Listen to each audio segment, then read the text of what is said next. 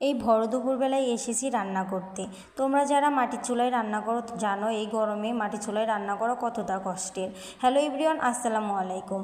এই ভর দুপুরবেলায় মাটির চুলায় রান্না করা, তারপর আবার ঠাটা পড়া রোদ, খুবই কষ্টের, গা জ্বলছে যাচ্ছিল। তো কী করতেই হবে। ছোটো বোন বায়না ধরেছে, সে তার বয়ফ্রেন্ডকে আজকে নানান রকমের রান্না করে খাওয়াবে।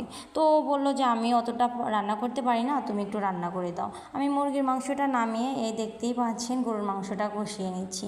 গরুর মাংসটা হয়ে গেলে আর একটা রান্না করব যে কোনো কিছু। তো আমি ওকে বললাম গরুর মাংস মুরগির মাংস রান্না হয়ে গেলে তুই এই বাকিটা করে নিস। ও বললো না, তোমার এখানে থাকতে হবে, পাশে থেকে দরকার হয় একটু দেখিয়ে দেবে। তো এই যে গরুর মাংসটা প্রায় হয়ে গেছে, নামিয়ে নেব, নিয়ে মাছ ভাজি করব। তোকে 2 পিস মাছ ভাজি করতে নিয়ে এসেছে, তাদের আমি হাসাহাসি করছিলাম। হাসাহাসি করার শেষে বললাম যে দে এখন কি রান্না করবে। ও বললো পোলাওটা রান্না করো।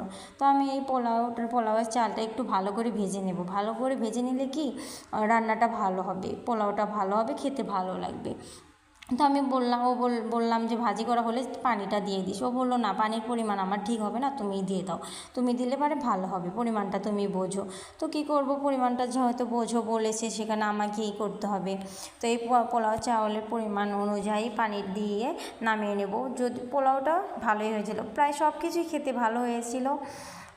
একটা তরকারিতে একটু লবণ বেশি হয়েছিল, সেটা হলো মুরগির মাংস। তো কী আর